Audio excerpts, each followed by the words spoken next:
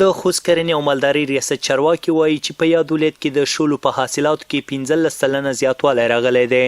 د مسؤلینو په وینا د زیاتوالي لاملونه د طبیعي آفاتو نشتونوالی او کرنیزو ځمکو ته پر وخت د اوبو رسونه، بزګرانو ته په اړونده برخه کې سلا مشورې ورکول هغه څه وو چې سږکال په یاد ولایت کې 5850.15 ټنه د شولو حاصلات ترلاسه شوي دي.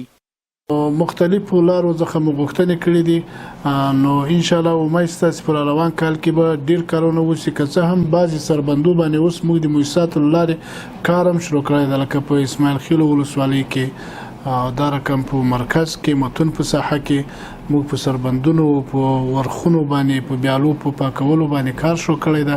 نو په آینده کې موږ ورته متوجه یو، ځکه دا موضوع موږ جدي نیولې ده. انشاءالله چې ډېره حده پورې به کار کې وشي.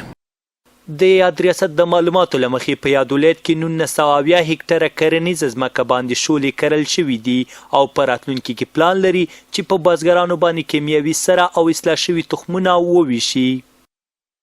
نو سخت کال چې د حاصل لږ ښه و، خو په دې وجه ښه و چې په وخت مطلب اوبه ورته ورسېدې. شوله هر وخت اوبو ته ضرورت لري، دی بې اوبه شوي نه دي سخت کال. نو که دولت موږ سره کومک وکړي، همکاري وکړي، موږ ته مطلب بندونه وتړي، موږ سره زراعت ریاست کومک وکړي د تخمګذارۍ او د کیمیاوي سرې په اساس. سږکال شولې حاصلات بیخي ښه وو، په خپل وخت اوبه ورسېدل، ته بارونونه وشول په خپل وخت، حاصلات یې 2 چندې ښه شوي دي. موږ غواړو دولت نه چې آینده وخت کې موږ ته بندونه وتړي، ویلې پخې شي، په خپل ټیم سرې روکي. د یادونې وړ ده چې د دغه ولایت د کرنې او مالدارۍ ریاست له لوري بزګرانو ته د کیمیاوي سرې او اصلاح شوي تخمونو د ویش له امله د غنمو په حاصلاتو کې هم 10 سلنه زیاتوالی راغلی و.